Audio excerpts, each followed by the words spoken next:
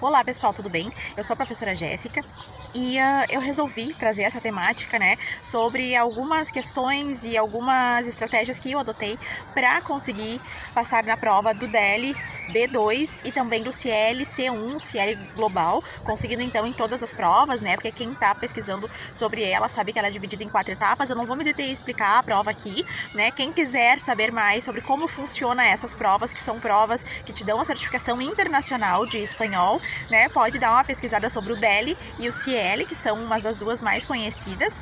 E eu vou trazer aqui essas questões nesse canal de pedagogia porque muitas vezes nós, professoras, a gente acaba se dedicando a estudar muito as questões, né, de educação e também para concursos públicos, só que a gente acaba se esquecendo em alguns momentos que a gente também é uma pessoa que pode ter outras vontades ou outras necessidades e às vezes a gente acaba se esquecendo também de estudar outras coisas que podem nos trazer um retorno que não necessariamente vai ser profissional, né? Então eu falo isso mais no sentido da gente se empoderar e da gente saber que é possível sim a gente aprender uma segunda língua, né? Se é do nosso interesse, se é da nossa vontade, se vai ao encontro dos objetivos que a gente tem, que nem no meu caso, eu fiz essas provas e resolvi estudar a questão do espanhol para fazer as provas do DEL e do CIEL, porque eu estou fazendo um sanduíche de doutorado aqui na Espanha com bolsa da CAPES, então eu precisava, né, desses certificados, de um dos dois, do DEL B2 ou do CIEL C1,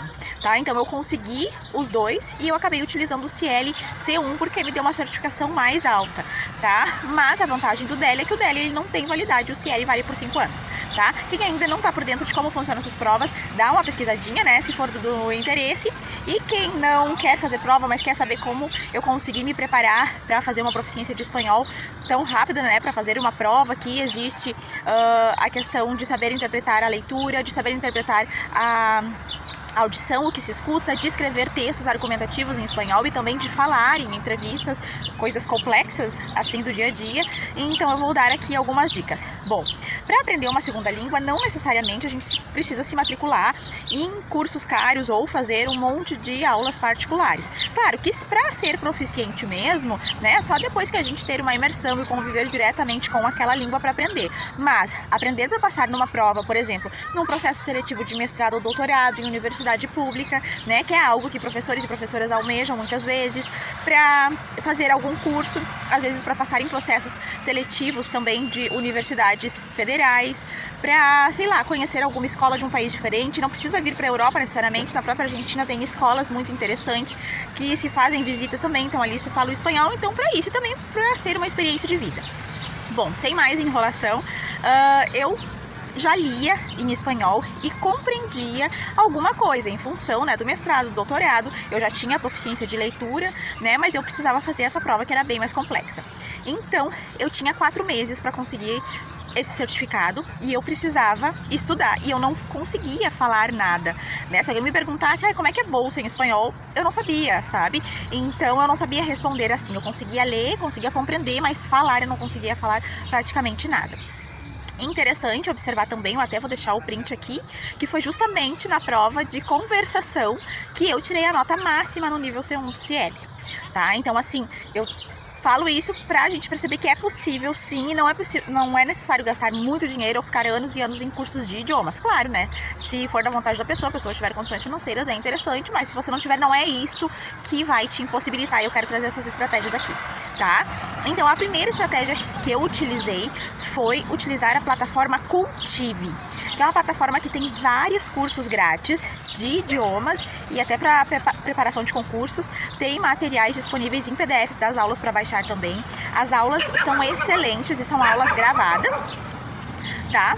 E eu vou dizer que eu até comprei outros 2 cursos online para fazer e não valeram a pena. Esse do Cultive realmente é bom e foi o que realmente me ajudou para eu entender como conjugar, né, como usar os tempos, os verbos, como falar e para eu entender algumas dinâmicas da língua. Eu não cheguei a fazer todo o curso, eu fiz ele até o nível intermediário, eu assistia de 1 a 2 aulas por dia. As aulas não são extensas, variam de 15 minutos a 30 minutos, tá? Então realmente as aulas do curso de espanhol dessa plataforma Cultive, para quem quer aprender, são excelentes. Eles também têm outros cursos ali, de inglês, de italiano, de alemão, se eu não me engano.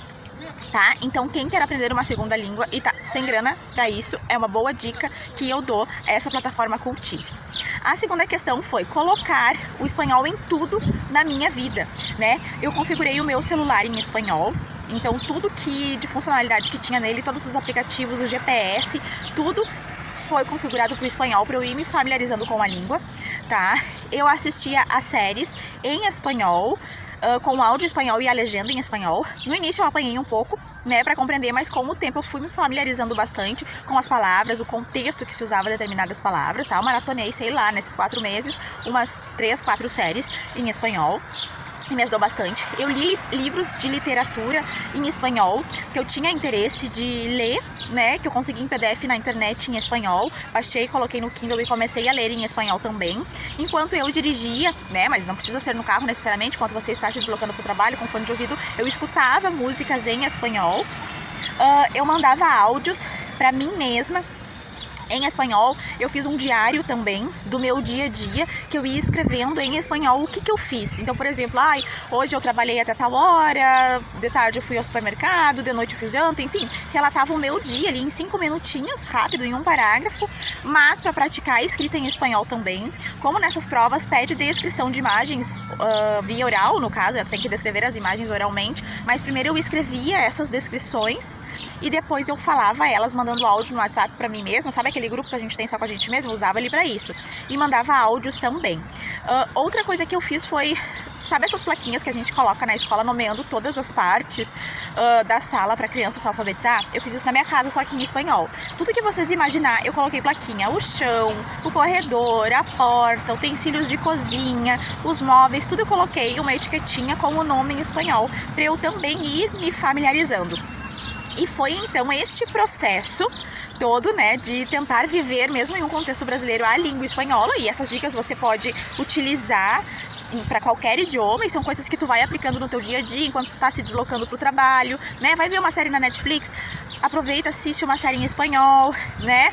Eu vou mexer nas redes sociais. Não, em vez de eu ficar aqui meia hora mexendo nas redes sociais, eu vou tirar essa meia hora pra assistir a uma aula, né? Então foram prioridades que eu fui colocando ali no meu dia, encaixando, e o estudo não ficou assim uma coisa tão maçante pra mim.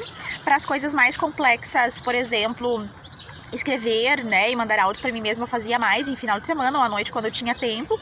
E para não dizer que eu não fiz aula particular, eu fiz 5 aulas particulares só, às vésperas da prova, para o professor realmente me preparar para a prova, que era um professor especialista, né, um professor que ele era avaliador dessas provas, então ele sabia, assim, todas as dicas para me dar, mas isso também tem no YouTube, né, quem quer fazer o DEL e o CIEL tem dicas no YouTube, né, de como funciona a prova, e aqui eu estou dando dicas de como eu fiz para estudar, né, e para conseguir tirar essa proficiência, né, do intermediário avançado e do avançado em tão pouco tempo, sendo que eu somente lia e compreendia alguma coisa, mas eu não falava praticamente nada, e a minha compreensão auditiva também não era lá das melhores, tá, pessoal? Então, assim, eu espero ter contribuído com essas dicas, espero ter ajudado, né, e como esse canal é para professoras, mas talvez quem esteja vendo essas dicas não seja professor ou professora, mas falar para as professoras que é possível a gente aprender uma segunda língua, a gente não precisa aprender só para ir para um outro país ou para fazer